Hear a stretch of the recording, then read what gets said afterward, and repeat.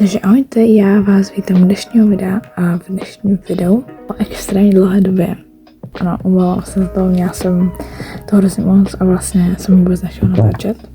Tak po dlouhé době jsem se rozhodla začít nějaké video. V dnešním videu to bude ukázka a taky rozbalovačka nových LPS, pokud jste nějak v obrazu a nežijete pod kamenem, tak víte, že vyšli noví pečováci a vlastně by měli vypadat jako tihle staří pečováci, které mám jako všichni rádi. Jsem mega excited, protože jsou hrozně cute, a můžeme jít na to. A jako první vám ukážu ty pečováky, co mám otevřené, a potom rozbalíme dva spolu. Kdybyste se mě ptali, tak jsem většinu koupila v Tesku, ale slyšela jsem, že jsou i v Pepku a v jiných obchodech. A taky jsem ještě jednoho koupila v Bambuli. Takže myslím si, že je dobré, kdybych vám ukázala, co se nachází v každém tom balíčku. A jako první se tam nachází samozřejmě nikdo jiný než ten pečovák. Tohle je ten první pečovák, který jsem si koupila a koupila jsem ho teda v Bambuli. Je to takový osel a tady má takový znak. Je velmi cute. A k tomuhle pečovákovi byl takový kyblík. Ten v každém tom balení máte toho pečováka a nějaký doplněk. Jako další tam je takovýhle ten penízek a je tam tady pod tím kód, který můžete dát do Robloxu. Jako další se tam nachází kartička. Je to takováhle kartička zezadu, je takové logo a zepředu máte toho pečováka a tady máte nějaké vlastnosti a číslo toho pečováka a jaká je to generace. A poslední se v balíčku nachází takovýhle checklist, nebo jak to říct česky. A tam jsou vlastně všichni ti pečováci z určité série. To, nejsem si jistá, co série, je to druhá série. Takže tohle by byl první pečovák, která vám ukážu. A teďka už to nebudu kecávat a budu vám ukazovat ty pečováky. Jako další je tady takovýto axolotl. Je extrémně roztomilý a úplně milu. Má úplně velikou hlavičku úplně. Potom k němu budu doplnit takováhle jablíčka a kartička. Jako další, tady mám úplně, nebudu to kacát, takováhle z toho pečováčka. Je to úplně mega cute koza. Ano, prostě extrémně roztomilá. Sice je docela špinavá, nevím proč, ale to znamená, že není roztomilá. Je fakt úplně. Já jsem teda ještě tady měla kozu nebo osla, takže jsem taky extrémně ráda. A k tomuhle bylo něco jiného než jídlo nebo nějaká malinká věc. Tohle byla tady ta masivní květina. Kam jsem byla tu květinu vždycky chtěla, takže teďka už ji mám. A taky jako poslední tam byla kartička, samozřejmě checklist. A jako poslední pečovák, kterého ještě my nemám, teda mám rozbaleného, je tohle ta kočička. Neříkejte, že není úplně nejvíce roztomilá. A víš, že tohle ta kočička je extrémně roztomilá. Tady vzadu má sice prostě se škrábla lopaso, teda nevím proč, ale je úplně božská. A taky tady vpředu má takovou nedomalovený prostě. Ale to si můžu dodělat sama, takže to je v čelu. Jako další k tomu bylo takové prostě cute jídlo. A jako poslední kartička. Myslím si, že tady ta kočička bude prostě můj, jak to říct, main LPS, který prostě bude třeba na profilavce nebo něco, protože je úplně extrémně roztomilá. Já prostě se nemůžu nabavit.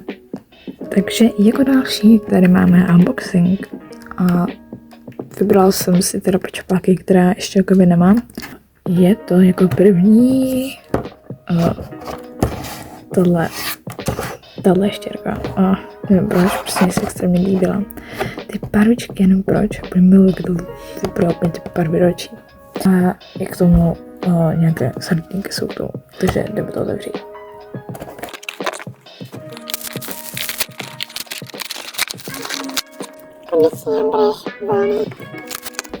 Takže když to vydáme, tak tady máme pečopáka, doplněk a tady jsou takto ta kartička, ten kód a ten checklist. Jdeme tě osvobodit.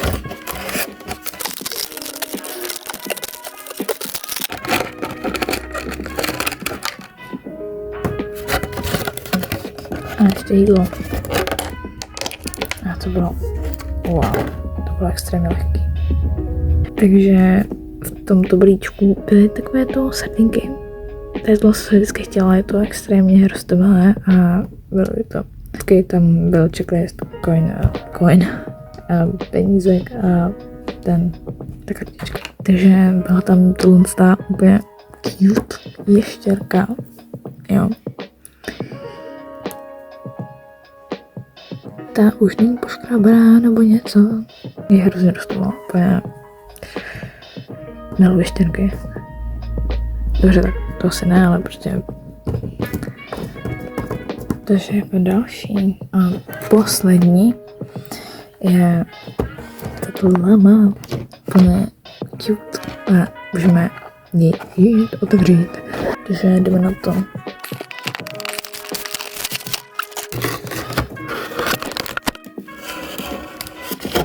A tady je. Já mi přijde cute.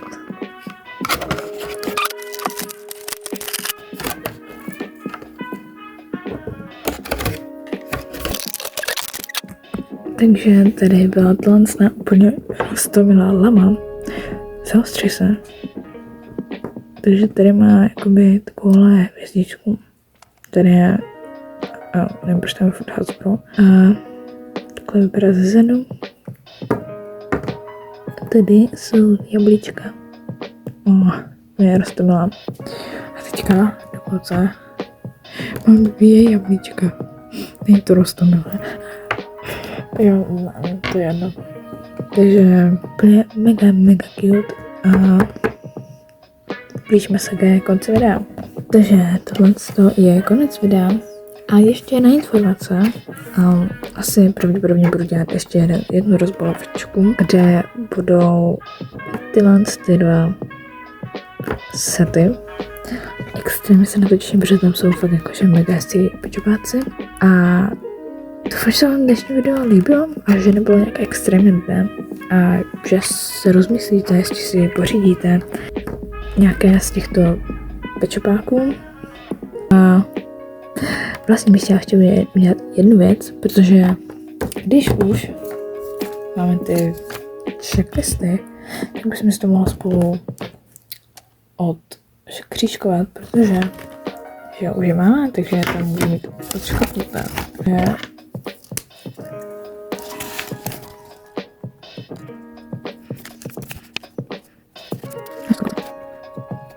Takže už mám 6 z této nové generace. A co chci roztomilý. Jakoby vykoupala jsem polovinu těch pečopáků, co tam byly. A ano.